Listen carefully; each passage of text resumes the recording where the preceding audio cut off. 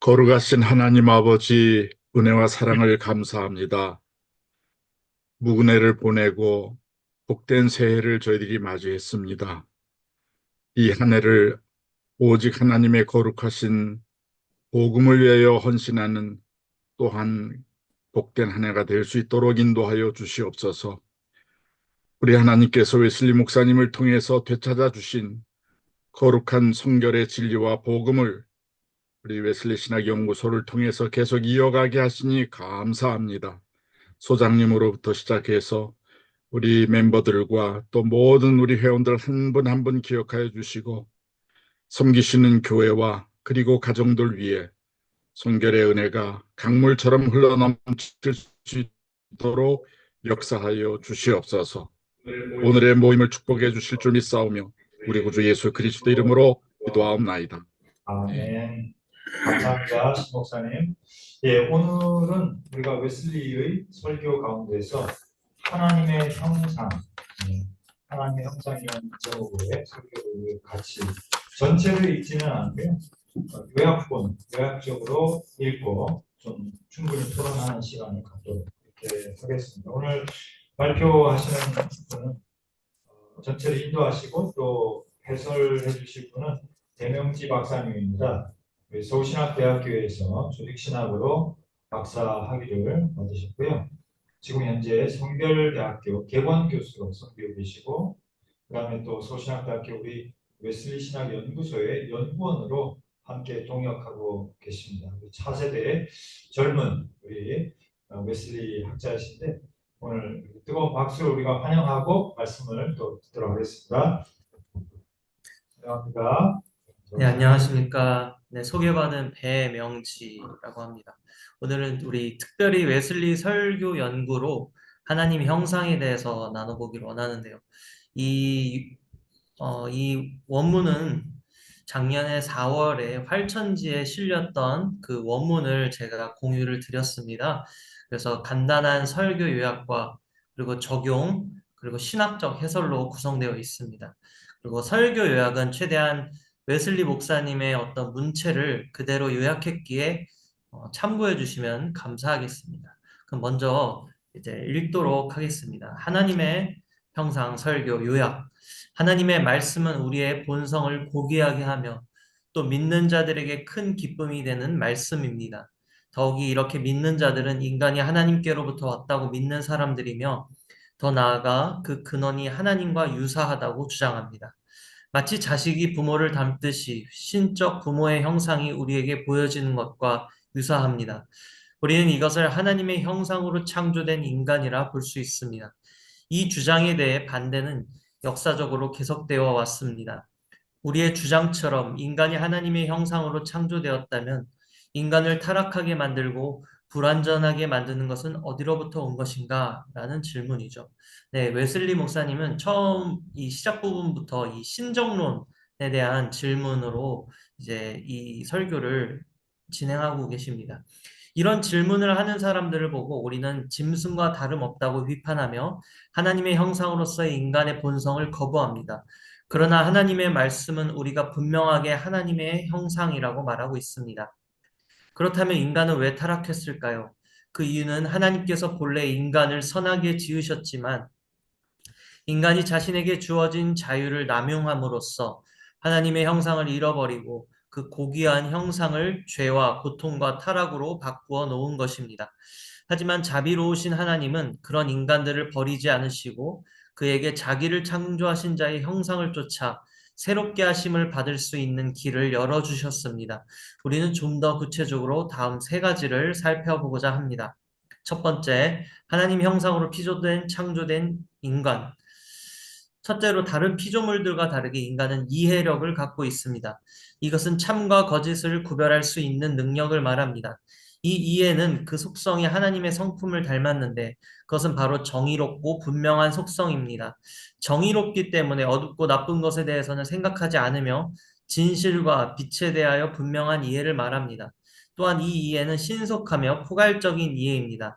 아담이 태초에 동물들의 이름을 지어줄 때 이 특징들이 잘 나타난 것을 볼 수 있습니다. 지금 이 다루어지는 것들은 이제 창조 시대, 즉 타락 이전의 상태의 모습을 웨슬리 목사님께서 좀 더 자세하게 이제 설명하고 계신 겁니다. 둘째로 이런 이해력과 함께 인간은 의지를 갖고 있습니다. 이 의지 또한 이해력과 마찬가지로 완전했습니다. 이 의지의 특징은 하나님의 성품인 사랑과 연결되어 있습니다. 하나님께서 사랑이신 것처럼 그의 형상인 사람도 하나님의 사랑으로 충만하였으며 그 의지로 행하는 모든 것이 사랑이었습니다. 이 사랑의 불꽃은 사랑이신 하나님에게로 향하며 이 사랑으로 인간은 생동감 있는 삶을 살 수 있었습니다. 셋째로 하나님의 형상을 잘 나타내는 것은 자유입니다. 하나님은 인간에게 위험하지만 이 자유를 허락하셨습니다. 인간은 그의 첫 번째 신분을 유지하든지 바꾸든지 할 수 있게끔 자유를 갖고 있었습니다. 이 자유는 모든 일에 있어서 그 자신의 운명을 선택할 수 있게끔 하였고 자신의 행동에 대한 유일한 주인이며 재판관이었던 것입니다. 넷째는 앞에서 다루었던 이해력, 의지, 그리고 완전한 자유의 결과로 행복이라는 것을 통하여 하나님의 형상을 완성시켰습니다. 태초에 타락하기 전에 인간은 그 이해력, 의지, 그리고 완전한 자유 속에서 완벽한 행복을 경험하며 살았습니다. 그때에는 인간의 의지가 선에 만족하듯이 그 이해력은 진리에 만족하며 더 나아가 자유 가운데에 온전히 창조주로 인해 행복해하고 그 창조 세계를 온전히 즐기며 고통이 없는 순수한 기쁨을 누렸던 것입니다. 인간은 어떻게 하나님의 형상을 잃어버렸는가? 하나님의 형상으로 창조된 인간은 그 자유에 대한 책임이 필요했습니다. 자신의 의지를 갖고 마음대로 할 수 있었지만 그에 따르는 시험을 받아야 했던 것입니다. 시험이 없다면 그것은 자유일 수 없습니다. 그렇기 때문에 하나님은 인간에게 동산 각종 나무의 열매는 내가 의미로 먹되 선악을 알게 하는 나무의 열매는 먹지 말라 하셨고 이것을 먹는 날에는 죽을 것을 명시하셨습니다. 그러나 인간은 선악과를 먹었고 그 결과 그와 그의 모든 후손들에게 죽음이 닥쳤으며 고통, 질병 등의 종의 멍에를 지게 되었습니다. 완전했던 아담은 선악과를 먹음으로 인해서 그의 불멸성을 상실해 버렸습니다. 그 열매를 먹는 순간 이전에는 느낄 수 없었던 고통을 느꼈을 것이며 그 육체의 죽음의 선고가 내려진 것입니다. 그렇기 때문에 불멸해야 할 이 육체가 반드시 죽을 수밖에 없는 육체가 되었고 영혼에까지 악영향을 끼치게 된 것입니다. 이제 영혼은 죽지 않는다는 것만을 제외하고 육체와 같은 나쁜 변화를 겪게 되었습니다. 앞에서 다루었던 하나님의 형상의 특징인 이해력, 의지, 자유, 행복에도 큰 변화가 생겼습니다. 타락으로 인해 인간의 이해력은 더 이상 정의롭지 못했습니다. 진실을 거짓으로, 거짓을 진실로 착각하며 분명하지도 못하게 됩니다. 또한 혼돈과 둔함으로 인해 인간 이해의 신속함이라는 특권은 느려지며 포괄적이지 못하게 되어 피조물의 모든 속성을 한 번에 받아들일 수 없게 되었습니다. 의지에 있어서도 큰 변화가 찾아왔습니다. 고귀하고 존귀한 의지 대신에 이제는 천하고 시시한 것에 애착을 갖는 그런 의지를 갖게 되었습니다. 이로 인해 슬픔, 분노, 미움, 두려움, 수치심들이 생겨났고 잘못된 의지들, 즉 세속적이고 관능적이며 정욕들에 의해 변질되고야 말았습니다. 그 결과 인간의 의지는 선한 의지가 아닌 세속적인 것을 향한 타락한 의지로 변하게 되었습니다. 그렇다면 자유는 어떨까요? 진정한 자유는 사라지고 허망한 것에 복종하는 죄의 노예가 되었습니다. 율법은 강제적인 것이 되었으며 인간은 더 이상 참된 자유를 맛볼 수 없게 되었습니다. 이런 인간은 결국 불행할 수밖에 없습니다.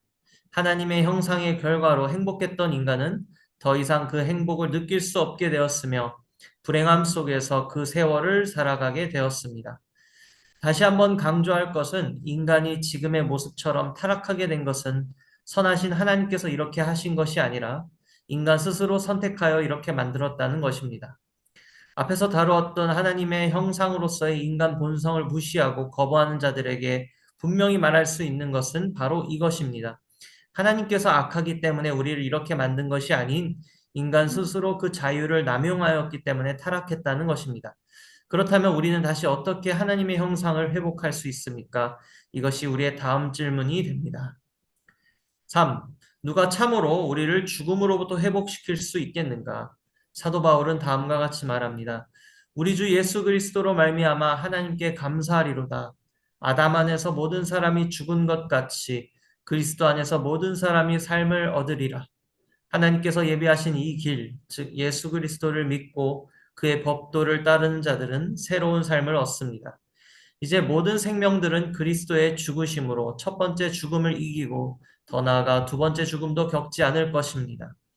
여기서 우리에게 필요한 자세는 겸손입니다. 즉, 이 겸손은 자신의 죄악된 상태를 아는 것에서부터 시작됩니다. 반대로 자기 자신에 대한 잘못된 이해, 잘못된 인식은 우리로 하여금 잘못된 실수를 범하게 합니다.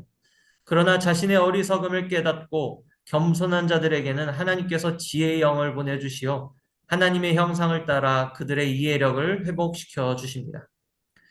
그렇지만 여기서는 이 타락 이전의 모습처럼 완전히 회복되는 것은 아니고요. 어떤 부분적 회복, 부분적 성결이라고 보실 수 있을 것 같습니다. 이 부분에 대해서는 뒤에서 첨언하도록 하겠습니다.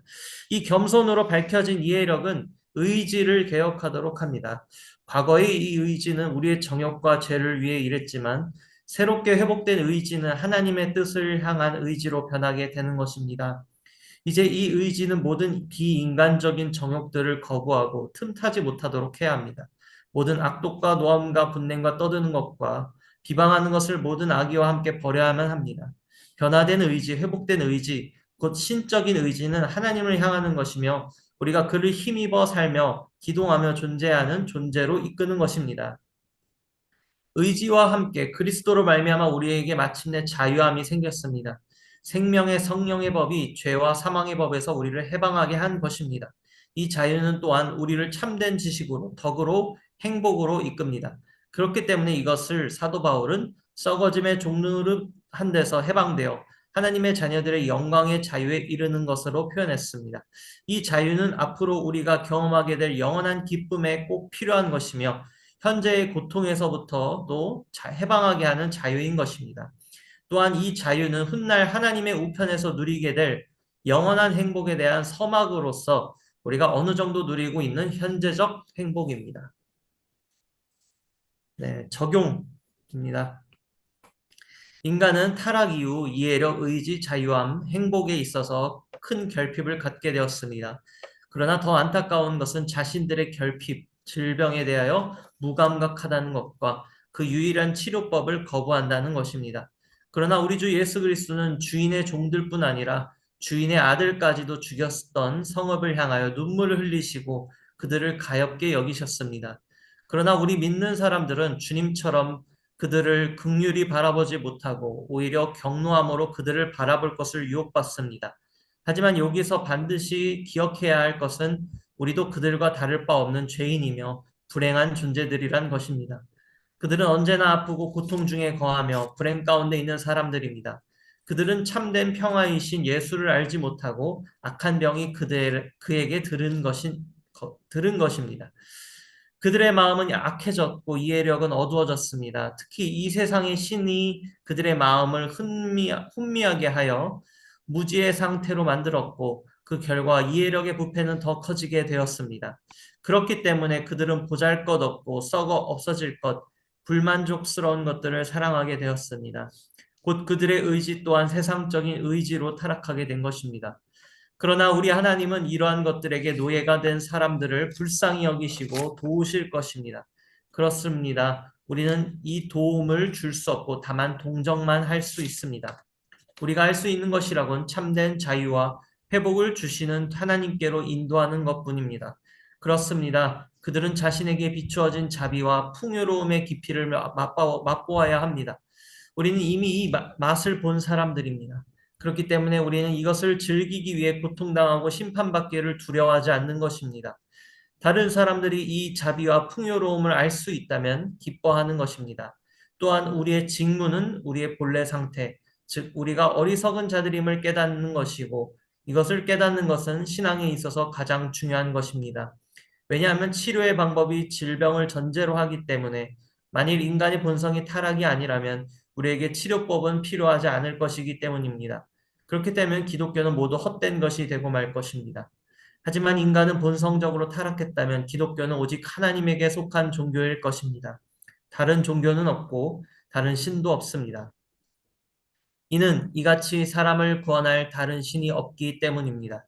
마지막으로 우리는 기독교가 하나님에게 속한 종교이며 진리라면 이 복음을 받아들이도록 다른 사람들을 설득하는 것이 얼마나 영광스럽고 특권인지를 알아야 할 것입니다.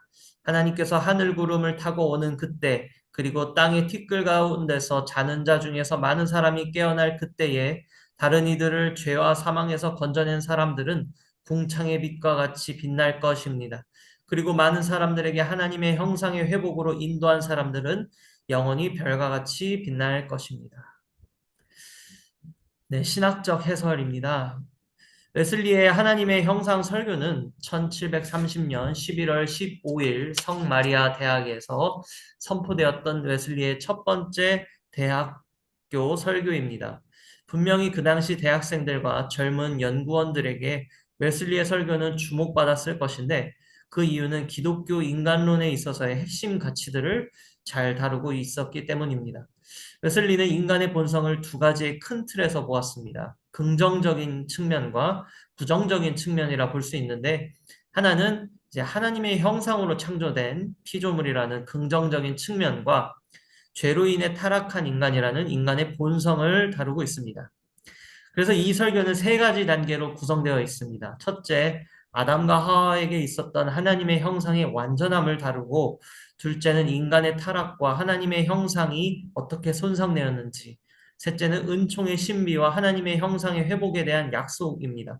그러므로 이러한 진행은 웨슬리의 구원의 질서에 대한 근본적인 이해를 볼 수 있는 부분인데, 특히 가장 명료한 것은 첫 번째 아담의 완전함을 다루는 것에 있습니다.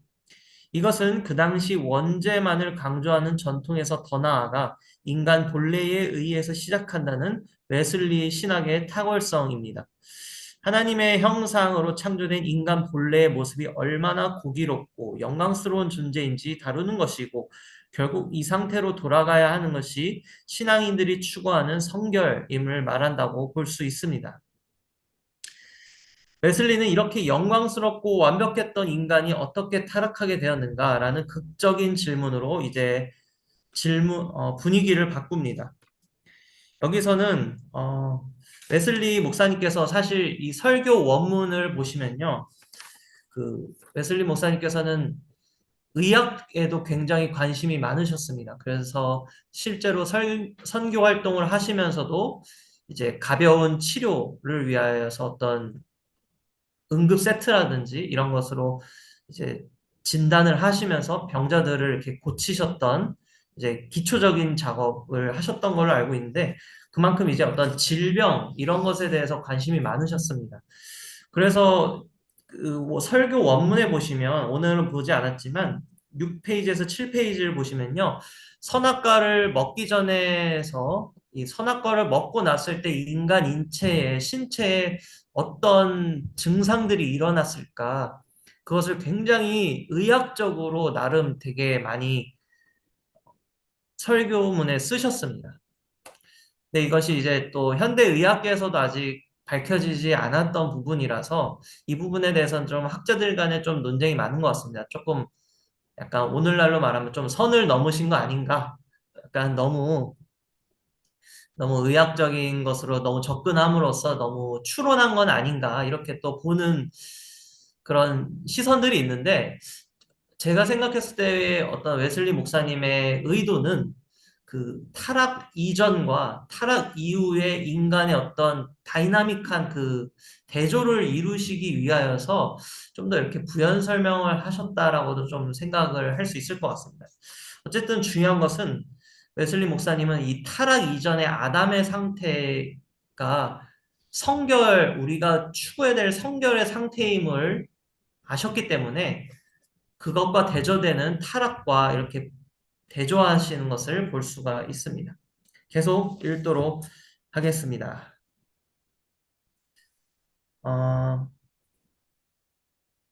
신학적 해설 세 번째 단락의 두 번째 줄입니다. 이것 또한 역시 4페이지 밑에서 세 번째 줄입니다. 이것 또한 역시 앞에서의 본래적인 의에 대한 강조가 있었기 때문에 죄로 인한 타락이 더 명확하게 대비되는 것이다. 웨슬리는 이 타락을 다른 것에서 찾는 것이 아니라 인간의 자유의지 남용의 결과임을 분명하게 말한다. 웨슬리의 이 대답은 하나님을 악한 신으로 폄하하려는 그 당시 비판자들의 시도를 무색하게 만들었다. 오늘날에도 이와 비슷한 질문들, 즉 신정론 문제가 있고 이것으로 하나님을 악한 신으로 비판하려는 시도들이 있지만 그러한 질문에 웨슬리의 대답이 어느 정도 답을 제공해 줄 수 있을 것이다.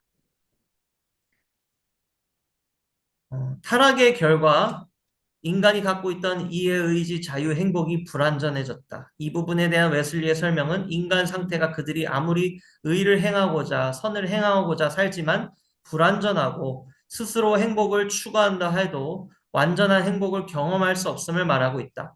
이것은 자연스럽게 인간 스스로 죄의 문제를 해결할 수 없음을 말하는 것이다. 이처럼 전통적으로 기독교에서 강조하는 복음의 내용을 웨슬리는 동일하게 강조하고 있으며 오직 그리스도로 말미암아 얻는 구원을 강조하는 것이다. 이 은혜로 구원받은 그리스도인들은 이제 회복된 이해, 의지, 자유, 행복을 경험할 수 있다. 겸손함으로 무장된 그리스도인들은 그 이해력이 밝아지며 그 이해력은 우리의 의지를 개혁하게 만든다. 주님을 모르고 살았을 때의 의지는 자신의 혈과 육을 목표로 살았지만 주님을 만나고 난 후의 의지는 하나님 나라와 그 뜻을 위한 삶을 목표로 한다. 무엇보다 예수 그리스도의 보혈은 우리를 죄로부터 해방시키신다. 죄의 종이었던 자들을 변화시키시고 구속하여 주셔서 의의 종으로 부르신 것이다. 의의 종은 의를 행하게 된다. 여기서 웨슬리 구원론의 특징이 등장하는데 그것은 구원과 성결이 분리되지 않는다는 것이다. 웨슬리는 구원받은 그리스도인이라면 반드시 성화의 삶을 살아야 할 것을 강조하였다. 왜냐하면 우리는 죄로부터 자유하게 되었고 더 이상 죄의 노예가 아닌 의의 종이기 때문이다. 이렇게 되면 우리는 이 땅에서 하나님이 주시는 행복, 기쁨을 누릴 것이다. 물론 이 기쁨은 장차 우리가 영원한 나라에서 경험하게 될 기쁨의 서막이지만 분명한 것은 천국의 기쁨을 이 땅 가운데서도 경험할 수 있다는 것이다. 이것은 웨슬리의 종말론적인 이해를 볼 수 있다. 그는 하나님 나라를 단순히 죽어서만 가는 곳이 아니라 살아있는 현재에서도 경험하며 누릴 수 있는 것으로 생각하였다. 각주 14번 참고해 주시면 좋겠습니다. 무엇보다 이 설교에서 강하게 드러나는 것은 웨슬리의 복음을 향한 열정과 주님을 믿지 않는 자들에 대한 애통하는 마음이다. 불완전한 이해와 의지 그리고 죄의 구속으로 불행히 살고 있는 영혼들을 향한 긍휼의 마음, 아버지의 마음을 웨슬리는 갖고 있었다. 이 마음은 웨슬리를 단순한 설교자나 신학자가 아닌 복음 전도자로 이끌었을 것이며 더 나아가 전 세계를 자신의 교구로 선포하는 원동력이 되었을 것이다. 네, 이렇게 좀 굉장히 좀 쉬워 보이는 설교였지만 많은 좀 신학적 그런 가치들, 좀 중요한 부분들이 있었던 설교였던 것 같습니다. 대표적으로 뭐 신정론 문제라든지 또 성결에 있어서 왜 우리가 성결해야 되는지에 대한 근본적인 그런 하나님의 형상 회복이라는 주제, 그리고 또 아까 제가 잠깐 말씀드렸지만 이 성결은 완전히 창조 때의 그 완벽했던 모습으로의 그런 성결을 이야기하진 않습니다. 어떤 부분적인 성결이라고 할 수 있겠죠. 웨슬리도 그리스도인의 완전 그 설교에서 보시면 우리가 무지에 있어서 완전하지 않다. 그리고 성결한 자도 그리스도의 완전을 경험한 자들도 여전히 연약성이 있고 뭐 말의 어눌함이 있을 수도 있고 또 지혜에 있어서 지식에 있어서도 완전할 수 없다. 그래서 우리는 계속해서 이제 배우기에 힘써야 하고 더욱더 성화되기 위하여서 이 점진적 성화를 이루어 가야 된다라고 이제 웨슬리도 얘기를 하는 것입니다. 그래서 우리가 이 설교를 통해서 다시 한번 더 이런 근본적인 질문들을 좀 체크할 수 있어서 저 개인적으로는 너무나도 좋았던 시간인 것 같습니다. 네, 발제 들어주셔서 감사합니다. 네, 감사합니다. 박수 한번 해주시기 바랍니다. 네, 조금 요약적으로 읽었지만 오늘 하나님의 형상 설교를 함께 우리가 읽고 또 해설까지 잘 듣게 되었습니다. 이제 플로어에서 우리가 좀 자유롭게 서로 질의응답하면서 조금 더 설교 내용과 주제에 대해서 이해를 좀 깊이 가져갔으면 좋겠습니다. 여러분 자유롭게 말씀해 주시기를 바라고요. 아까 소개한 것처럼 배명지 박사님이 소개하신 것처럼 이 설교는 이제 초창기 1730년. 네.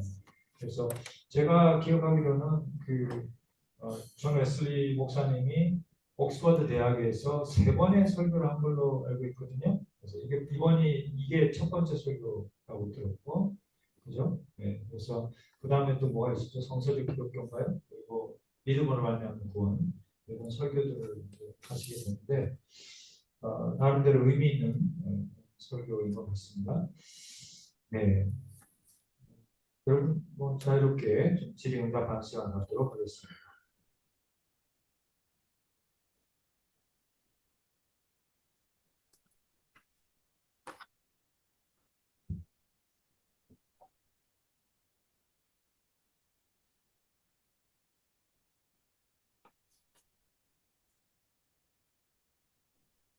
어떻게 보면은 우리가 목회 현장에서도 많이 설교하는 그런 패턴이고 우리가 어느 정도 다 이해하고 있는 부분인 것 같습니다.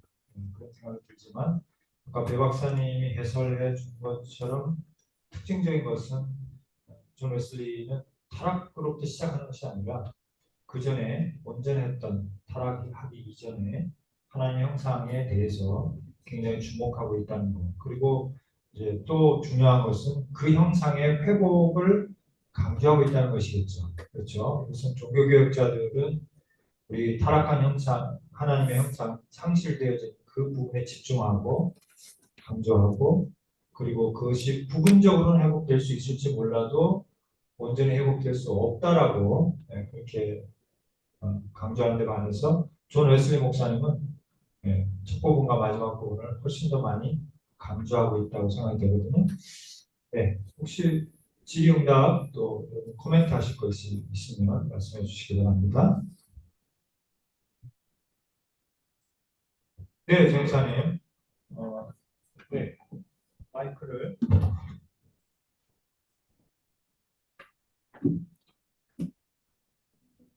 카메라에 나오셔야 되니까 조절해 주세요. 여기서 말씀하시면 네, 정말 감사하고 정말이고요.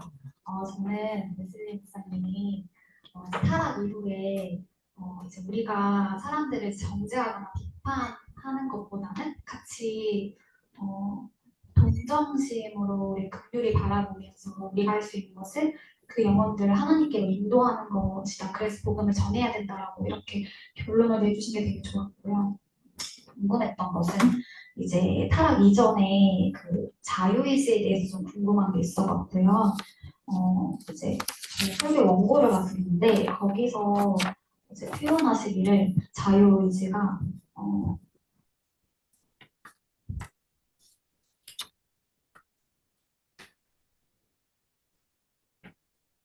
이제 자유의지가 그 자신의 행동에 대한 유일한 주인이며 재판관이었다라고도 처음에 그렇게까지도 완전하게 표현을 해주셨었는데 제가 이제 이해해보기로는 그러니까 하나님께서 이제 인간 아담에게 그 통치권까지 이렇게 맡기시잖아요.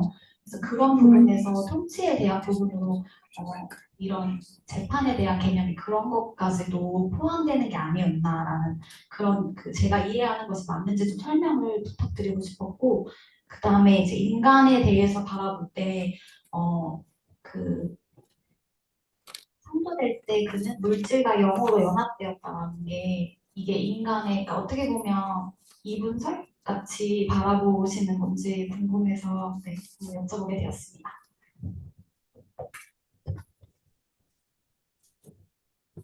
예, 전사님 감사합니다. 우리 배 박사님 한 가지 코멘트를 주시고 두 가지 질문을 주신 것 같은데, 네, 한번 배 박사님 두 가지 질문에 대해서 타락 이전에 자유의지의 어떤 내용에 대해서 질문하신 것 같고요. 정치권까지 포함한 것이 아니냐 이런 말씀을 해주신 것 같고, 두 번째는 제가 정확하게 이해를 했는지 모르겠는데 물체가 영으로 연합되었다라는 말이었던가요? 아, 네, 그러니까 웨슬리 목사님이 인간 이해가 좀 이분설적인 그런 것인가, 그래서 물질과 영이 연합된 것을 이렇게 표현하고 있다. 그래서 그런 거에 대해서 좀 혹시 배 박사님 코멘트해 주시면 좋겠습니다. 네, 너무나도 귀한 질문 감사드립니다. 일단은 웨슬리 목사님께서는 저희가 이제 웨슬리 목사님의 글을 대할 때 조금 이제 어쨌든 웨슬리 목사님은 신학적 논리적 뭐라고 해야 될까? 신학적인 것도 있지만 신학책을 쓰신 건 아니고 조직 신학을 또 쓰신 건 아니기 때문에 설교를 하다 보면 가끔씩 이제 비유적인 측면도 나올 것이고 그렇기 때문에 이것을 우리가 한 설교보다는 웨슬리 목사님 어떤 전체적인 설교적인 것에서 약간 숲에서 나무를 봐야 되는 그런 것들이 있습니다. 근데 이제 자유의지 같은 면에서도 이제 질문 주셨던 면에서도 이제 재판관이라고 하는 단어가 저도 이것이 조금 헷갈렸습니다. 이거 재판관 오직 우리가 흔히 알도록 할 때는 하나님뿐인데 천지 창조 때 이 타락 이전에는 하나님께서 그런 어떤 하나님의 권력을 이제 어떻게 보면 대리자로서 에덴 동산의 통치자로서 맡겨주신 것은 아닌가라는 저도 개인적인 좀 생각을 해봅니다. 왜냐하면 이제 뭐 형상이라는 뭐 구약 시대의 어떤 단어의 그런 어원을 살펴보면 뭐 왕의 대리자 이런 것도 있잖아요. 그래서 에덴 동산의 어떤 CEO 같이 정말 오너는 아니지만 CEO와 같이 모든 거의 결재권을 다 갖고 있지 않았을까. 그런 면에 있어서는 그리고 또 피조물들을 잘 다스리라고 또 했기 때문에 다스리라는 말에는 그런 잘 케어하고 잘 관리하라는 말이 있기 때문에 단어가 있기 때문에 웨슬리 목사님도 그런 의미에서 재판관 어떤 통치자라고 썼던 것 같고 자신 자유의 의지에 대해서도 통치자라는 말이 있습니다. 그러니까 자신의 의지에 대해서도 어쨌든 책임을 갖도록 하나님께서 하셨다라는 뉘앙스로 저도 보여집니다. 그만큼 권력을 주었다라는 것은 책임을 주었다라는 책임이 있다라는 거고 자유에는 그만큼 책임이 있다라는 어떤 좀 그런 것으로 저는 받아들였고요. 두 번째 질문에 대해서는 음, 글쎄요, 저는 여기서 요 단어 때문에 꼭 이분설로 봐야 될까? 저는 좀 이런 생각을 또 해보게 됩니다. 혹시 또 다른 분들 다르게 생각하시는 분이 있으실 것 같아서 한번 네, 약간 좀 쉐어했으면 좋겠습니다. 이 부분 같이. 네, 뭐 중요한 주제들을 잘 이렇게 설명해 주시, 질문해 주셨는데, 그렇죠. 웨슬리가 다른 곳에서는 이제 하나님의 형상을 다양한 방식으로 또 설명하고 있지 않습니까? 그래서 정치적 형상, 자연적 형상, 도덕적 형상, 네, 그렇게 이렇게 구별해서 설명하고 있기 때문에 이 설교 하나만 가지고 웨슬리가 이해했던 하나님의 형상을 다 설명한다고 보기는 어려울 것 같고 우리가 종합적으로 앞으로 또 좀 봐야겠다는 생각이 들고 그렇죠. 웨슬리에 있어서 정치적 형상이라는 말이 참 저는 인상적이거든요. 보통 신학자들이 정치적 형상이라는 말을 잘 안 쓰는데 웨슬리에게 있어서는 그것이 나오고 있거든요. 상당히 맞는 말인 것 같아요. 중요한 형상 중에 하나가 우리가 유발 하라리도 그런 얘기하지만 호모사피엔스가 잘하는 게 뭐냐? 정치적으로 잘한다는 거거든요. 이렇게 사람들을 모으고 우리 한국은 정치인들이 그러지 못합니다만 결집시키고 통합시켜서 같이 협업할 수 있게 만드는 이 능력이 호모사피엔스의 굉장한 능력이다라고 얘기했는데 이미 웨슬리 목사님은 수백 년 전에 인간은 그 하나님께서 주신 정치적 형상 때문에 그걸 할 수 있다. 이렇게 말씀을 했던 것 같고요. 그리고 이분설이냐? 그렇죠. 존 웨슬리는 전체적으로 보면은 인간을 그 보이는 물질적인 부분과 보이지 않는 영혼이라고 하는 소울, 영적인 부분, 그러니까 그 영혼이라고 하는 정신적인 부분으로 두 개로 설명하거든요. 대부분의 신학자들이 그렇게 얘기를 하죠. 그러나 성경을 보면 우리가 또한 깨닫게 되는 것은 성경이 가르치는 인간의 모습은 여러 종류의 어떤 분류를 하고 있다는 거에서 예를 들면 구약 같은 경우는 그걸 굳이 구별하지 않거든요. 그래서 구약 같은 경우는 하나의 이론론적인 일원론이 아니라 뭐라 그러죠? 나눠지지 않은 통합적인 인간관을 많이 얘기하고 있고요. 그리고 또 당연히 또 신약 성경에 와서도 영혼과 육체, 예수님도 그런 비유를 그죠? 육체는 죽여도 영혼은 죽이지 못하는 사람들 두려워하지 말라. 그렇지만 또 사도 바울에 이르러서는 삼분설, 트라이파타이트가 나오죠. 그래서 영과 혼과 육. 그래서 데살로니가서에 보면은 사도 바울이 축도에도 보면 너 영혼이 잘된 같이 범사에 잘 되고 또 영과 혼과 육을 그리스도 오실 때까지 이렇게 또 보존해 주시기 원한다 이런 말이 있는 걸 보면 어, 이게 분리할 수는 없지만 구별할 수 있는 부분이 분명히 있다라고 생각하고 저는 성령론을 공부하는 입장에서는 영과 혼의 구별이라는 것도 되게 중요하다. 네. 그래서 왜냐하면 이제 그것이 우리가 구원받기 전, 구원받은 후 이런 상태를 설명하는 데 있어서 굉장히 유용하다라고 생각해요. 영어로 나가서 영이다. 푸뉴마라고 할 때 그래서 우리가 조금 더 실체론적으로 이해할 필요가 있다 이렇게 생각을 합니다. 그래서 웨슬리 목사님은 이제 뭐 그런 성령론을 깊이 공부하거나 이런 이제 그 시대의 사람은 아니기 때문에 누구보다 성령에 대해서 강조하셨지만 그런 삼분설적인 인간 이해를 발전시키신 건 아닌 걸로 알고 있습니다. 그런 정도로 네, 일단 말씀드리고 네, 또 질문 있으시면 말씀해 주시기 바랍니다. 코멘트도 좋습니다.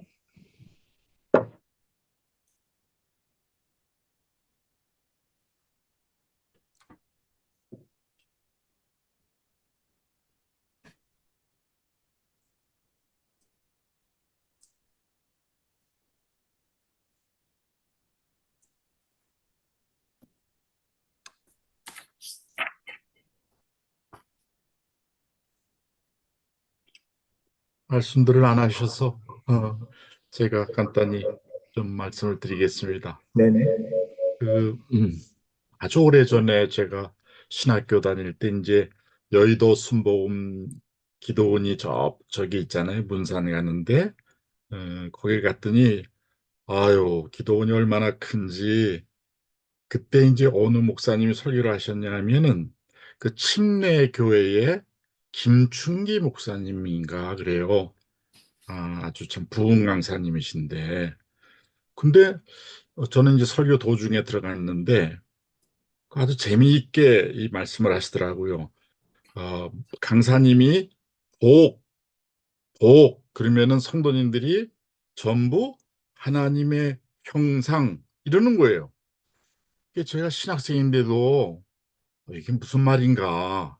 우리가 복하면은 진짜 좀 세속적인 것 수도 있지만은 어떤 물질적이고 어떤 이런 뭐 여러 가지 이런 것들을 많이 말하는 것 같은데 이미 제가 들어가기 전에 훈련이 다 돼 있는 거예요. 거기 아마 한 모르긴 몰라도 한 천여 명 이상 되는데 그러니까 그걸 계속 하시는 거예요. 설교하시다가 또 그러면은 하나님의 형상, 하나님의 형상. 야, 그래서 이 설교가 굉장히 그 수준급이다라고 해서 생각을 하고, 그때 이제, 야, 하나님의 형상이 뭔가 했는데, 우리 신학대학에서 이제, 웨슬리 신학을 공부하면서 거기에 대한 아주 자세한 그 가르침이 있어서 너무 행복했고 좋았어요. 근데 그 하나님의 형상을 이제 아까 말씀하신 것처럼 자연적인 형상, 정치적인 형상, 도덕적인 형상 이렇게 세 가지로 웨슬리 목사님이 구분을 하셨는데 그 자연적인 형상과 정치적인 형상은 이게 은혜를 받는다고 기독자 완전이나 성결의 체험을 했다고 해서 이게 다시 100% 회복이 되지 않기 때문에 거기에서 파생되는 것들을 우리가 흔히 연약성이라고 그렇게 말들 하지 않습니까? 연약성. 예.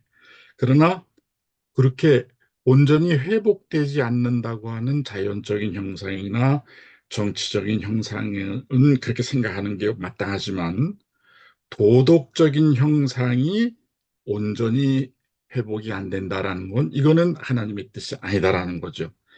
하나님이 기독교를 세우신 목적이 하나님의 형상을 회복하는 건데 도덕적인 형상은 기독자 완전과 선결을 통해서 이거는 100% 완벽하게 회복으로 온전한 사랑과 또 의와 거룩함으로 100% 이렇게 회복시켜 주신다. 그렇게 배워서 또 얼마나 감사한지 몰라요. 오늘날 이렇게 일반적으로 보면은 자연적인 형상과 정치적인 형상이 100% 회복이 안 됐다고 해서 아예 하나님의 형상은 회복될 수 없는 거다. 이거는 뭐 진짜 죽을 때나 회복이 될 수 있다 이렇게들 생각하는데 그것은 맞지만은 도덕적인 형상만큼은 이거는 참 우리 주님의 그 은혜 가운데에서 또 좀 더 정확히 말하자면은 성문 밖에서 흘리신 거룩한 보혈의 능력으로서 중생과 성결이라고 하는 은혜를 통해서 100% 회복할 수 있다. 이렇게 참 믿게 하시니 감사하고 올 한 해도 우리가 참 자연적으로 정치적으로는 완벽할 수 없죠. 정말 실수도 많고 연약하고 저도 지금 어 이게 몸에 어떤 안 좋은 현상이 와가지고 방에서 지금 콕 박혀가지고 지금 이렇게 근데 그런 연약성이 있지만은 그렇다고 해서 도덕적인 형상도 어쩔 수 없는 거다. 예수 믿어도 여전히 뭐 혈기 부리고 여전히 질투하고 여전히 뭐 이런 거는 절대 우리가 받아들여서는 안 되고 이것은 하나님의 은혜와 능력으로 100% 완벽하게 회복이 됐다라고 확신 속에 살아가기를 원합니다. 네. 네, 감사합니다. 우리 신목사님 조금 몸이 안 좋으시군요. 몰랐습니다. 맛있는 거 대접을 드려야 되는데 오늘은 못 예, 오실 것 같고, 네, 건강하시기를 저희가 같이 기도하겠습니다. 예, 감사합니다. 네, 귀한 또 코멘트 통해서 웨슬리의 인간론, 웨슬리가 이해한 하나님의 형상에 관한 또 특징적인 것들을 다시 한번 정리를 해주셔서 너무 감사드립니다. 그래서 우리가 회복될 수 있다. 특히 도덕적 형상에 있어서 굉장한 사랑, 하나님을 사랑하는 경지에까지 우리 올라갈 수 있다라고 하는 것을 웨슬리가 강조했다는 것을 잘 말씀해 주셔서 오늘도 그게 참 소망이 되고 또 책임이 되는 것 같습니다. 우리가 이런 얘기를 하면 웨슬리안들은 잘하고 있나 이걸 사람들이 물어보는데 우리가 더더욱 이런 부분에서 성장해야 되겠다는 생각하거든요. 감사합니다. 혹시 또 들어가 계신 분 중에 어, 예, 우리 자유롭게 말씀 주시면 감사하겠습니다.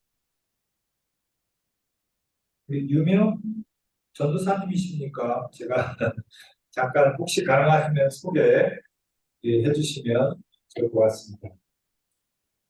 안녕하세요. 저는 유미영 전도사입니다. 지금 이제 다음 학기 5차 들어가는데요. 너무 감사합니다. 아, 예, 이상입니다. 교수님 소리가 전혀 안 들려서요. 안 들립니다. 사회자 마이크가 꺼져 있네요. 네. 지금 이제 온오프로 이렇게 투웨이로 하다 보니까 약간 네. 복잡합니다. 지금 이제 소리가 들어갔다가 안 들어갔다 하는데 지금은 들리시죠? 유명 예, 전사님. 잘 들립니다. 네, 네, 네. 지금은 들립니다. 네, 반갑습니다, 전사님. 우리 네, NDB 서울신학대학교에서 NDB 하고 계시는 유명 전사님 환영합니다. 앞으로 자주 오셔서 웨슬리 공부도 하고 또 은혜 받았으면 좋겠습니다. 네, 우리 플로어에서 자유롭게 또 저희들이 좀 설교를 취약해서 읽은 이유가 설교에 대해서 좀 더 많은 대화를 하고 싶어서 그렇게 했거든요.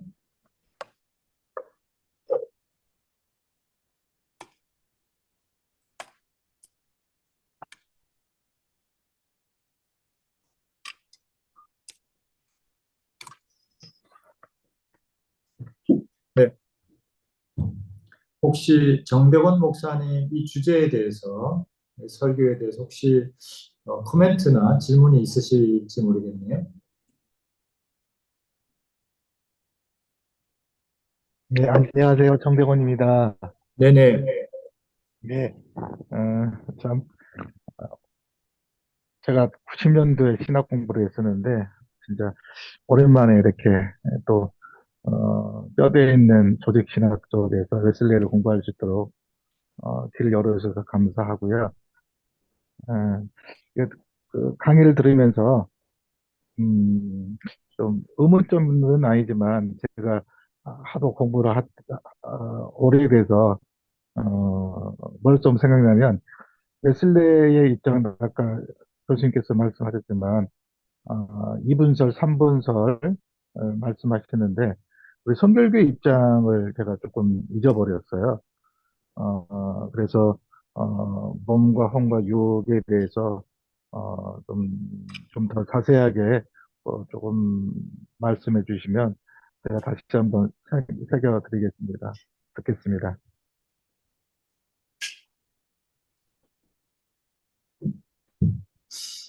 어, 2분설, 3분설에 관한 성결교의 입장은 특별히 뭐 이렇게 정교하게 정리되어 있지는 않은 듯합니다. 그러나 보편적으로 우리는 이제 성경적인 가르침을 문자적으로 받아들이는데 충실하려고 노력하기 때문에 제가 볼 때는 2분설과 3분설이 혼합적으로 사용되고 있다고 생각을 합니다. 네, 그래서 이제 목사님들에 따라서 조금씩 강조점은 다를 것 같고요. 분명한 것은 어, 이 성경의 가르침이 아까 소개한 것처럼 성경은 통합적으로 인간을 이해해야 된다라고 하는 것도 강조하고 있고, 또 우리 육체적인 부분과 보이지 않는 정신적이고 영적인 부분을 구별해서 이해할 수 있다는 것도 분명하게 말씀하고 있고, 동시에 더 나아가 좀 더 깊이 들어가서 사도 바울이 어, 얘기하는 것처럼 우리 영과 혼의 구별이라는 것도 적지 않은 본문에서 얘기하고 있거든. 하나님의 말씀은 날선 좌우의 날선 검과 같아서 영과 혼을 찔러 쪼개기까지 한다라는 말씀이 있는데, 이것도 우리가 목회적으로도 또 영적으로 영성적으로도 되게 필요한 것 같아요. 우리가 성령님의 인도함을 받기 위해서는 이러한 영적인 각성, 그리고 우리가 가지고 있는 여러 가지 생각들이나 지식들과 구별된 성령님의 인도하심에 대한 그런 것들이 인정하는 것이 굉장히 필요하기 때문에, 다시 말해서 하나님의 뜻은 우리 인간의 생각과 다르기 때문에 인간의 생각과 구별된, 다시 말하면 영적인 성령님 인도하심에 대해서 열려 있어야 하다 보니까 우리 인간 안에 있는 그 영적인 부분들, 그런 부분들에 대해서 우리가 좀 더 예민하게 또 실체론적으로 들여다볼 필요가 있다는 것도 사실이거든요. 그래서 그렇게 본다면은 제가 볼 때는 성결교회가 이 부분에 대해서 뭐 체계적으로 다른 그러한 것들은 많지 않다고 생각을 합니다만, 그러나 당연히 성경의 가르침에 따라서 인간에 대한 통전적인 이해와 이분설적인 이해와 삼분설적인 이해를 다 인정하는 그런 입장이 아닐까 이렇게 생각을 해보았습니다. 이거는 성결교의 공식 입장이 아니라 저의 입장입니다만, 네, 당연히 그렇게 할 수 있다고 생각하고, 목회적으로도 또 영적 성장을 위해서도 꼭 필요한 것이다. 저는 그렇게 생각합니다. 그래서 우리가 뭉뚱거려서 영혼을 함께 다룰 때 여러 가지 또 우리가 그 하나님의 인도하심을 받고 또 우리 생각을 하나님께 복종시키고 이러한 것에 있어서 이게 어려움이 생길 수 있다 생각합니다. 목사님 도움이 되셨을지 모르겠습니다. 네, 또 다른 분들 말씀 주시면 좋겠습니다.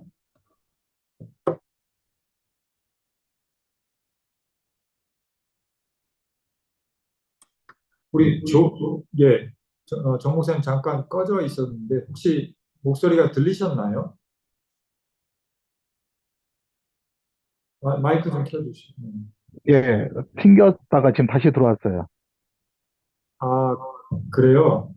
예, 제가 간략하게 다시 요약을 드리면 성결교회가 이분설, 삼분설에 대해서 정교하게 다루고 있지 공식적으로 다룬 것은 제가 보지 못했고요. 그러나 제가 생각하는 것은 목회적으로나 성경적으로 이 모든 것들이 통합적인 인간 이해와 이분설, 삼분설이 다 나와 있기 때문에 성경에 그리고 목회적으로도 우리가 우리의 생각과 하나님의 생각을 구별해서 내 생각은 너희 생각과 다르다고 말씀하셨잖아요. 그래서 우리가 어떤 가지고 있는 학문이나 경험적인 지식이나 이런 것들과 구별해서 하나님의 영적인 인도하심을 받기 위해서는 삼분설적인 이 이해도 매우 중요하다고 생각합니다. 그래서 그런 점에서 보면은 이 모든 그런 인간에 대한 다각도의 이해가 굉장히 필요하고 또 성경에 나와 있다고 생각하기 때문에 그래서 그렇게 본다면은 성결교에서도 이제 우리는 기본적으로 성경의 가르침을 문자적으로 일단 수용하는 데 집중하고 하잖아요. 그러니까 이제 그런 점에서 우리가 다 수용하고 있지 않겠느냐 이렇게 생각을 해봤습니다. 이거는 어디까지나 저의 개인적인 입장이라고 말씀드려야 될 것 같은데 그러나 그게 맞을 것 같다. 네, 그게 지금 제가 우리 교단 네네. 헌법에 나와 있는 교리 부분을 잠깐 봤는데 역시 우리 김 교수님이 말씀하신 그 내용이 맞다고 생각을 합니다. 그래서 교리나 또 어떤 그 내용에도 우리는 뭐 이분설이다, 삼분설이다 이런 말이 없이 예, 그렇게 설명이 되어 있는 거 보니까 김성훈 교수님의 개인적인 얘기가 아니고 그것은 우리 성결교단의 입장인 거라고 말씀하셔도 될 것 같습니다. 예. 아유, 감사합니다. 이렇게 또 커버를 해주셔서 감사하고요. 근데 진짜 영성적으로 우리가 영적으로 성장하기 위해서는 어떤 의미에서는 우리가 혼이 가지고 있는, 우리가 가지고 있는 지식, 경험, 이제 이런 주견, 이런 것들이 사실은 극복되어져야 되는 게 너무나 많다는 거 우리 잘 알고 있지 않습니까? 하나님의 생각은 우리 생각과 너무 많이 다르기 때문에 이런 부분에서 우리가 영혼을 뭉뚱그려서 가져가는 것은 참 한계가 있다는 생각이 들고 그래서 아마 사도 바울도 그렇게 여러 여러 곳에서 이제 그런 말씀을 구별에 관한 말씀을 하고 있는 것 같아요. 하나님 말씀은 아까 인용한 것처럼 양날선 검과 같이 우리의 심령을 찔러서 영과 혼을 나누며 심령과 골수를 찔러 쪼개기까지 한다고 하는데 이걸 과도하게 이제 우의적으로 해석하면 안 되겠지만 또 영과 혼의 구별 이런 부분도 우리가 신앙 성장을 위해서 하나님의 뜻을 분별하고 따라가기 위해서는 필요한 부분이다 이런 목회적인 필요가 많이 있는 것 같습니다. 네, 또 우리 조홍희 전사님 가만히 있어봐. 혹시 조홍희 전사님 오늘 생일인가요? 아닙니까? 예, 안녕하세요. 예, 오늘 생일이기는 합니다. 아, 우리 조홍희 또, 전사님 축하합니다. 생일 축하합니다. 감사합니다. 또 네. 이렇게 생일에, 이곳에 들어와서 세미나 또 참가해서 들을 수 있으면 이게 큰 선물인 것 같습니다. 예, 조 어, 전사님 그 혹시 오늘 또 설교 또 해설 듣고 나누고 싶은 이야기가 네. 있다면 말씀해 주시기 바랍니다.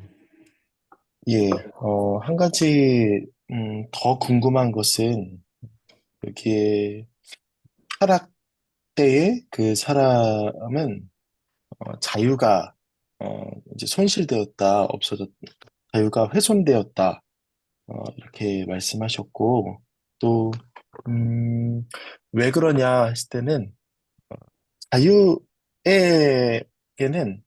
시험이 반드시 있어야 됐다. 선악과를 설명하시면서요. 그렇게 하셨는데, 그러면 이제는 예수님을 믿고 그리스도와 연합한 우리에게는 이미 자유가 회복되었는데, 우리에게도 지금, 계속 시험이 있는가에 대한 궁금증은 있습니다. 왜냐하면 야고보서 1장 이 13절에 사람이 시험 받을 때 내가 하나님께 시험을 받는다고 생각하지 마라. 하나님은 시험을 받지도 아니하시고 친히 아무도 시험하지 않는다라고 이제 증언하는데 그렇다면 지금 예수 그리스도를 믿고 또 자유가 회복되었다고 하는 이 성도들에게 성도가 만약에 죄에 대해서 걸려 넘어졌을 때 또 거기서 어, 난 아직 멀었나 보다. 난 아직 너무 힘들다. 그렇게 패배주의에 쌓여 있고 굉장히 침울해 있다면 그에게 신학적으로 어떻게 어, 더 정확하게 말을 해야 하는지 이러한 갑자기 궁금증이 생겼습니다. 네, 배 박사님 코멘트 좀 해주시겠습니까? 네. 다시 한 번 더 생일 축하드리고요. 네. 일단 질문 주셨던 것이 타락으로 인해서 자유가 손실되었지만 우리가 예수 그리스도로 인해서 어느 정도 또 자유가 회복이 되었다. 그러면 우리에게 과연 시험이 있는 것인가? 아니면 뭐 다르게 표현하면 의인이 받는 고난이라고도 또 얘기할 수 있을 것 같고요. 연단 이런 것들을 얘기할 수 있을 것 같고 어, 어, 그 창세 때의 선악과 시험과 저는 조금은 다르다고 생각을 합니다. 저는 선악과를 바라볼 때 하나님의 주권을 인정할 수 있는 유일한 가능성이 선악과이지 않았을까. 왜냐하면 모든 자유가 허락이 되어 있는 곳에서는 하나님의 어떤 주권을 의식할 매개체가 없습니다. 하지만 자기가 왕인 것처럼 살겠죠. 자기가 창조주인 것처럼. 하지만 동산 중앙에 있는 선악과를 볼 때는 저것을 먹지 말라고 하셨던 하나님이 떠오르면서 우리가 선택을 해야 되는 기로에 빠지게 됩니다. 거기서 내가 피조물임을 다시 한 번 더, 아까 제가 말씀드렸듯이 오너가 아니라 나는 그냥 대리자이고 CEO일 뿐이다. 이런 생각을 갖게끔 하는 면에서 그런 시험이라고 한다면 이제 예수 그리스도를 만나서 이제 신약 이후에 성령 이후에 사는 우리들에게 얻어지는 시험이라고 할 때 이 시험은 좀 더 다른 차원 어떤 성화의 삶을 살아가는 데 있어서 우리가 더 하나님 닮은 모습으로 되게 하는 그런 시험인 것 같고요. 근데 꼭 또 의인이 받는 것을 다 시험이라고 또 볼 수도 없을 것 같습니다. 왜냐하면 이러면 신정론적으로 조금 이제 하나님을 굉장히 잔인한 부분으로 만든 부분이 있다고 생각을 합니다.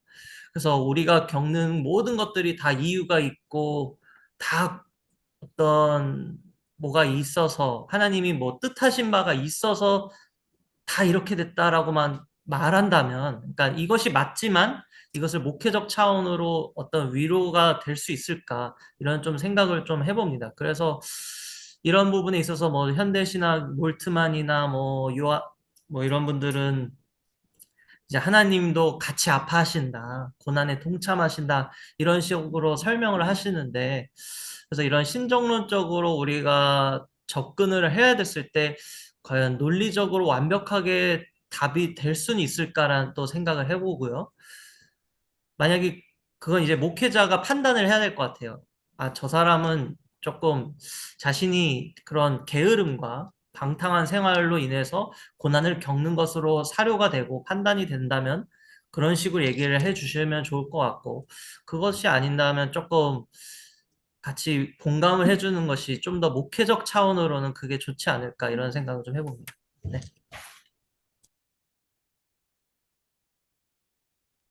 네, 감사합니다. 사실 자유 문제는 정말 깊은 주제고요. 저도 옛날에 고민했던 기억이 납니다. 옛날에 제가 신학교 다닐 때 학부 때 설교 대회에 나갔는데 그 제목을 지금도 기억을 해요. 뭐냐면 자유를 주셨는가.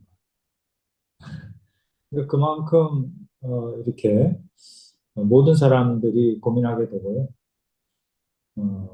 근데 지금 오늘날 이 자유의 주제가 굉장히 중요한 건 뭐냐면은 이제 자연주의자들, 이제 하나님, 예수님 믿지 않고 이제 무신론자들, 자연주의자들은 지금 자유의지를 부정하거든요. 자유의지라는 것은 우리의 착각이다 이렇게 얘기하고 뭐 오래전부터 그랬죠 자연주의자들 그죠? 그래서 이 자유의지라고 생각하는 것은 우리의 착각이다는 거 한마디로 얘기하면 그런 식의 얘기를 하고 있고요. 인간의 의식조차도 이제 물질에서 나오는 하나의 기능, 물질의 기능. 말하자면 위에서 위산이 분비되듯이 뇌는 생각을 분비한다. 이런 식의 자연주의자들이 볼 때 굉장히 자유라는 것은 허망한 개념인 거고 우리의 인간의 착각이라는 거죠. 그러니까 뭐 예를 들면 우리는 나는 자유의지라고 생각하고 백화점에 가서 신발을 샀는데 나이키를 샀단 말이에요. 근데 그거를 들여다 보면은 그것은 결국 뭐냐면 CF를 많이 보다 보니까 just do it 나이키 신발을 사게 된다는 거예요. 얼마만큼이 내 자유의지인가. 이게 되게 심각한 주제인 이유가 유발 하라리의 책을 읽어보니까 하라리도 그런 얘기 하거든요. 인공지능 시대가 되어지면 이제 우리 인간의 자유의지라고 하는 인본주의의 기동이 무너질 거다라는 겁니다. 왜냐하면 인공지능이 우리에게 시켜주는 대로 우리가 따라가게 됩니다.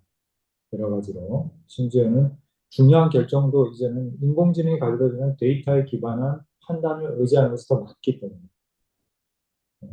그러다 보니까 인간의 자유의지가 무의미하게 된다. 이런 얘기들을 많이 하고 있습니다. 그러나 성경은 어쨌든 하나님께서 인간에게 자유의지를 주셨다라고 얘기하고 있고 우리 입장은 뭐냐면 그럼에도 불구하고 우리에게 선택권이 있다는 거죠. 그래서 훼손될 수 있지만 선택권이 있다는 거고 예수님이 오셔서 자유의지를 회복시켜 주셨다는 거죠. 그러니까 아까 우리 배 박사님이 말씀하신 신정론적인 이슈가 여기 있다라고 말하는 것도 굉장히 중요한 또한 또 다른 문제인데요. 그러면 선하고 사랑이 많으신 하나님 인간에게 자유의지를 왜 주셨냐? 왜 그걸 애초에 허락하셨냐? 그리고 하필이면 그 자유의지를 확인하기 위해서 선악과를 주셨냐? 이런 문제들을 제기할 수 있는 그런 여지가 있는 거죠. 조홍희 전사님의 질문도 자유에는 시험이 있어야 한다라는 구절이 웨슬리의 목사님의 이 설교에 나와 있는데 이게 좀 걸림이 되는 거죠. 그죠? 자유와 시험을 같이 주신다. 근데 이거를 제가 볼 때는 이 테스트라는 말을 어떤 우리가 당하는 여러 가지 시험으로 보기보다는 선택지로 보면 좋을 것 같아요. 다시 말해서 하나님이 인간에게 주신 이 아담과 이브에게 주신 선택지는 뭐냐면 하나님을 의지적으로 사랑할 것인가, 순종할 것인가, 아니면 독자적인 하나님의 그 의지, 하나님의 명령에 거부하는 독자적인 너의 길을 갈 것인가라는 그런 선택지로 보시면 될 것 같고요. 그렇게 본다면 오늘날 우리는 아침에 자리에서 일어날 때마다 아담과 이브의 자리에 서는 게 아닌가 생각이 듭니다. 내가 하루를 어떻게 살 건가? 웨슬리 신학연구소의 모임에 와서 은혜 받을 것인가? 아니면 집에서 둥글둥글하면서 놀 것인가? 항상 우리는 아담과 이브가 되는 것 같아요. 그러나 감사한 것은 또 웨슬리 목사님 강조하는 것은 그리스도와 함께라면 우리는 이 선택을 바로 할 수 있다는 거죠. 그래서 그런 점에서 보면은 모든 성도님들은 우리는 항상 시험 앞에 있는 거죠. 선택지 앞에 있는 것이고 그게 자유의 본질이라고 생각하고 그런데 이제 신정론적 문제를 제기한 사람들에게 한마디 해주고 싶은 것은 여러분이 생각하는 그 자유와 성경이 얘기하는 자유는 완전 다르다. 지금 인본주의자들이 우리 모두가 대부분 인본주의자인데 인본주의자들이 얘기하는 자유가 뭡니까? 구속받지 않고 내 의지를 실천할 수 있는 그러한 가능성인 거죠. 그죠? 방해받지 않는 가능성. 내가 하고 싶은 대로 하겠다라는 것이죠. 내 욕구대로 실천할 수 있는 능력. 이게 이제 자유인데요. 성경은 절대 그렇게 얘기하고 있지 않다라는 거예요. 갈라디아서에 보면은 예수님이 그렇게 또 말씀하시잖아요. 사도 바울이 말씀이 그리스도께서 너희로 자유케 하려고 자유를 주셨으니 이 자유로 어떻게 하라고요? 육체의 기회를 삼지 말고 사랑으로 서로 종로를 타라 이렇게 말씀했거든요. 그러니까 우리가 착각하는 건 뭐냐면 하나님이 우리 인간에게 부여해 주신 그 자유는 사랑이라고 하는 더 위대하고 중요한 하나님의 속성에서 비롯되어진 것으로서 다시 말하면 자유는 사랑을 위한 조건이 되고 사랑을 위한 능력이 되는 거거든요. 그러니까 이 질문부터가 피트가 어긋났다 이렇게 얘기하고 싶습니다. 인본주의자들이 자유를 들고 와서 예수님과 우리 그리스도인들에게 여러 가지 질문을 할 수 있는데, 그러나 성경이 하나님께서 오리지널 디자인하시고 우리에게 주신 자유는 그런 게 아니라 하나의 인격성을 얘기하는 거예요. 그죠? 프로그램화되지 않는, 선택하고 내가 어떤 사람을 인격을 사랑할 수 있는 그런 선택적인 자유, 그죠? 사랑을 위한 조건, 그리고 누군가를 사랑하고 섬기고자 할 때 그것을 실행해낼 수 있는 거예요. 그래서 사랑의 패키지로서 하나의 한 부분으로서 사랑이라고 하는 그 구성체의 하나의 중요한 부품으로서 자유를 주셨다는 걸 생각하면 아마 많은 질문에 대한 해소가 되지 않을까 하는 생각을 해봅니다. 네, 전사님 말씀하세요. 네, 이 전사님의 코멘트를 마지막으로 듣고 정리하도록 하겠습니다. 안녕하세요. 그 방금 질문 주셨던 것에 답변자가 생각난 게 있어서요. 저도 시험에 대해서 되게 고민한 적이 있었는데요. 제가 얼마 전에 이제 이재철 목사님 말씀을 듣다가 이 부분을 똑같이 얘기를 해주셨는데, 하나님이 시험하지 않으신다라는 그 야고보서의 표현에서 나오는 원어에서는 그게 이제 유혹하지 않는다라는 그 원어의 뜻이 있다고 하더라고요. 그래서 교수님이 또 이제 테스트라는 단어에 옵션을 우리가 줄 수 있다는 것도 포함된다고 하셨는데, 근데 이제 이게 하나님께서 우리를 죄에게로 가도록 유혹하지 않는다는 그 말씀으로 원어에서는 표현될 수 있고요. 근데 이제 근데 하나님께서 시험을 주신다는 성경에서 맥락에서는 보면 그 원어의 뜻은 디사플레인으로 약간 훈련하시고 우리를 더 트레인하신다는 의미가 더 크거든요. 그래서 예수님의 형상을 우리가 더 닮아가고 예수님의 모습을 닮아갈 수 있도록 우리를 훈련하신다는 그 의미로 쓰시는 것 같아요. 그래서 만약에 이제 육체적으로 누군가 고민이 있었을 때 답하실 때 그 이제 주기도문에도 나오지만 예수님께서 우리를 시험에 들게 하지 마십시오라고 그 간청하시는 기도가 우리를 유혹에 들지 말게 해달라고 하는 그 번역하면 그렇게 뜻을 나타낼 수 있는데요.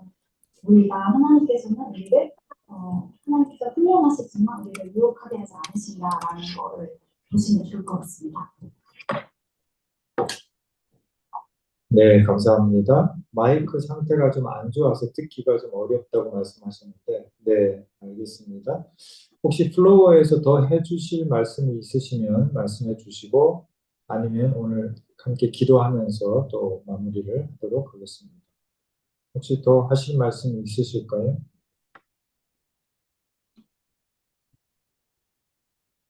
네, 없으시면 우리가 한번 기도했으면 좋겠습니다.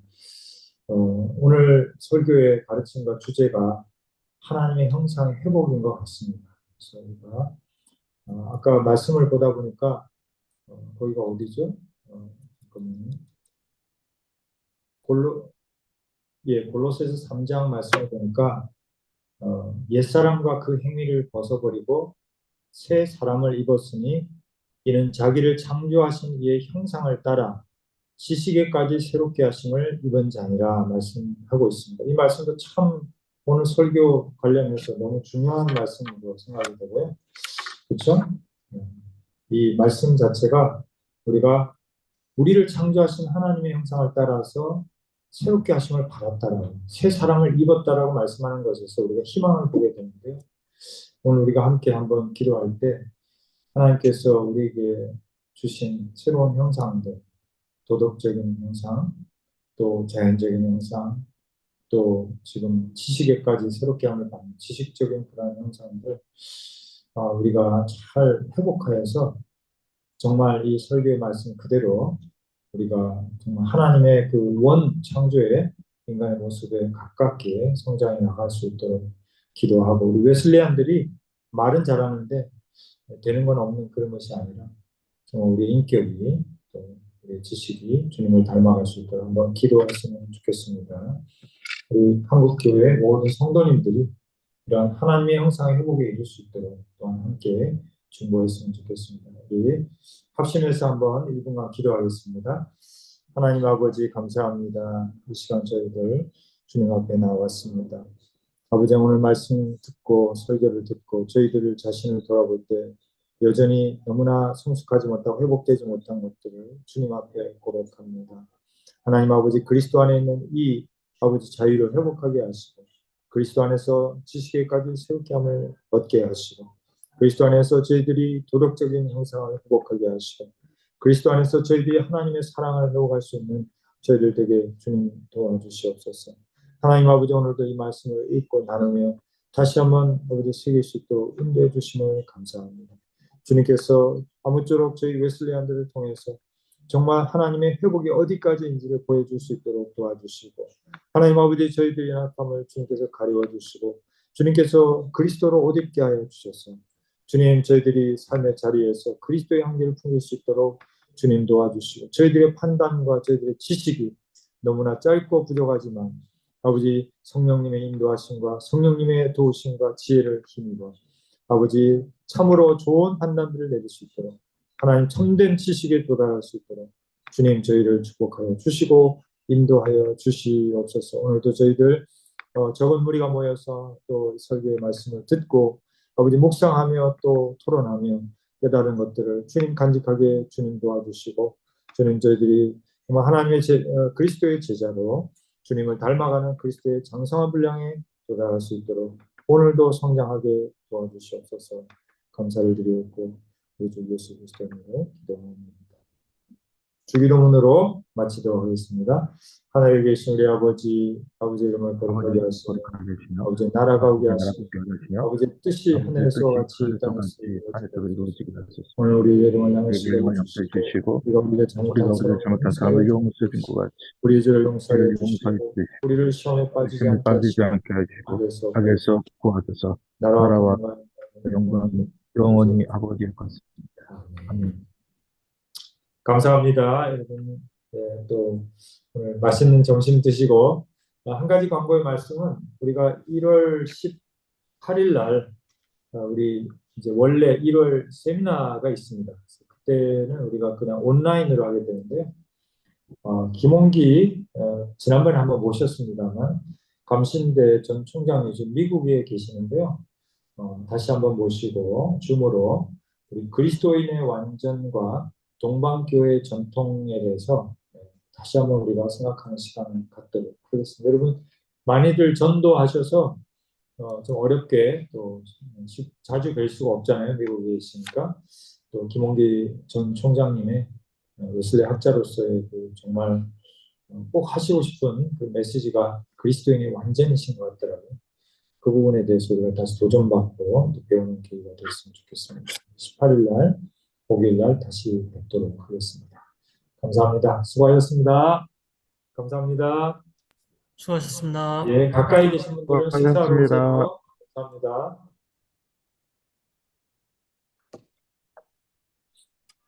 수고했습니다.